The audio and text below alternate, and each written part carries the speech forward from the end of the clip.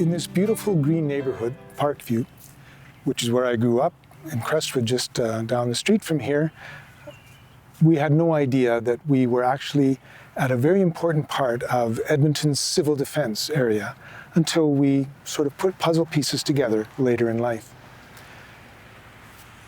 Deep in the heart of this neighborhood, you've got down some many steps of stairs, you've got a 2,500 square foot, 11-foot high ceilinged room, which was going to be the nerve center for Edmonton dealing with the aftermath of a nuclear war.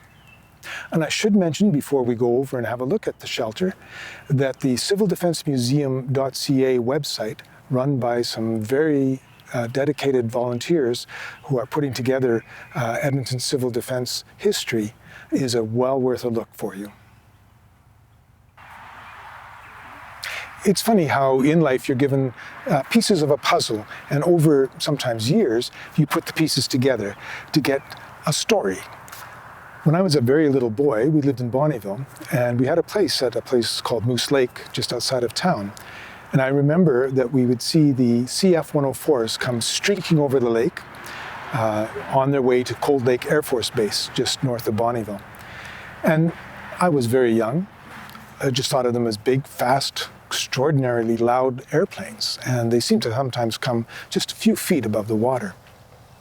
When we moved back into the city in the 1960s, and then I went to Archbishop MacDonald High School, which is just north of the 107th Avenue, 142nd Street traffic circle, I remember noting the tall, standalone tower which held the Edmonton Civil Defense, one of the Edmonton Civil Defense sirens. And there were probably about 3 dozen of them around the city. But before that, we lived in Crestwood, and I would take the walk down here towards Mackenzie Ravine. And in those days, this is in the late 60s, there was an Edmonton Journal shack on this property as well, and where every afternoon, boys mostly, girls, would gather to get their afternoon journals to deliver to their various routes. But also on this site, and still here, is the Edmonton Fallout Shelter that was built in the mid-1950s, I believe 1954. And this, you take all of those different pieces, the CF-104s from Cold Lake, the sirens at the traffic circle, and the civil defense shelter here, and you can get some kind of an idea about how the Western world, Canada, was living during the Cold War. So we're standing here at 142nd Street, just at the north side of Mackenzie Ravine. And behind us, beside us, is the Civil Defense Fallout Shelter entrance. There's another entrance, which is down the ravine slope a little bit, which is also boarded up. And no one has been inside the shelter except to take photographs, to do some cleanup for probably 40 years.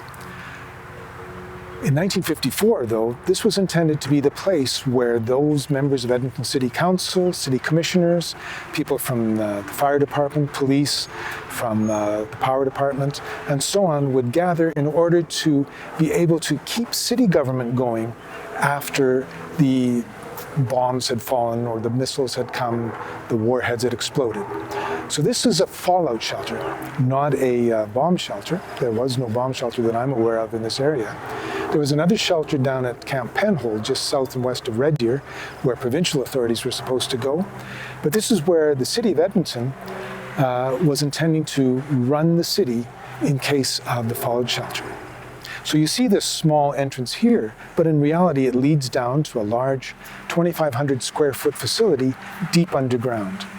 3 long flights of stairs will take you down to that level, and on that level you'd find a large central area, meeting rooms, control rooms, as well as those things that were there in order to feed the people. The intention was that people could go into the shelter and be there for up to 14 days in their food and kitchen, toilet. I don't know if there was a shower here, but this was built, as I say, in the mid-50s. And then those of us who are old enough to remember the Cuban Missile Crisis and the Berlin airlift and all that, the Cold War seemed to heat up for a while there.